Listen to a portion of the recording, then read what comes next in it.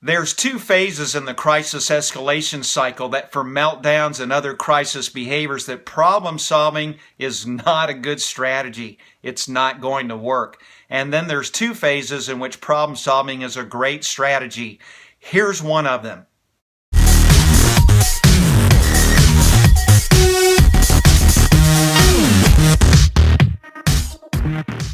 The first phase in the crisis escalation cycle is the tension phase, and that is the absolute best time to use problem solving as your strategy. Now, the tension phase is defined as this: a noticeable change or increase in behavior. Now, what are those behaviors? Well, they're very individualized. For some kids, it could be fidgeting, pacing, vocalizations. It could be the opposite of those, a lack of pacing, a lack of fidgeting, a lack of vocalizations. It really varies. The key thing is that the better that you know the person who's in the tension phase, the easier it's going to be for you to know that there's a departure from their normal behaviors.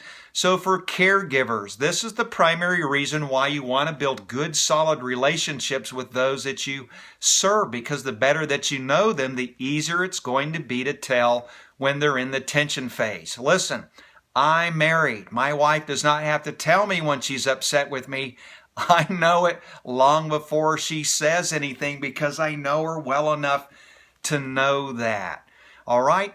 So, what's the probable cause of the tension phase? A situational event that is causing some type of stress or anxiety. And again, that could be very individualized. You know, I'm not getting something I want. I'm getting something I don't want. It could be sensory related. There's a variety of reasons it could cause an increase in anxiety or stress. The reason problem solving is the best approach for the tension phase is because it's the initial phase of the crisis escalation cycle. There is just now an increase in anxiety or stress.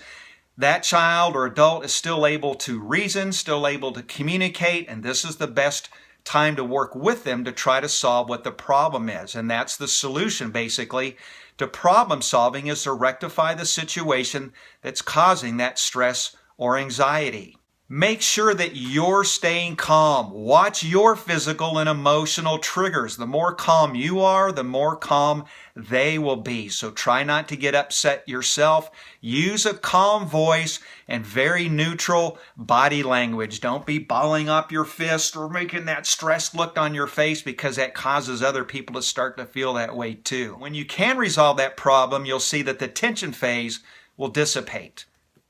And listen, sometimes it's just not possible to problem solve. You know what the problem is, but you can't do anything about it. For example, a child is upset because they want to climb on top of the table and make a lot of loud noise and dance. Well, you know what? That's not allowed at home. That's not allowed at the classroom.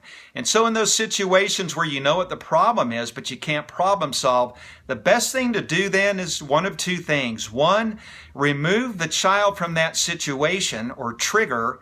And the second is, if you can, to remove that trigger from that child. But somehow or other, separate them and put distance between them, because that will be your ally in trying to defuse the tension phase. This video is an intro to the tension phase. It's short and to the point. If you'd like something that's a little bit more detailed with lots of extra information, click on the link that you see on the screen now to go to our other video.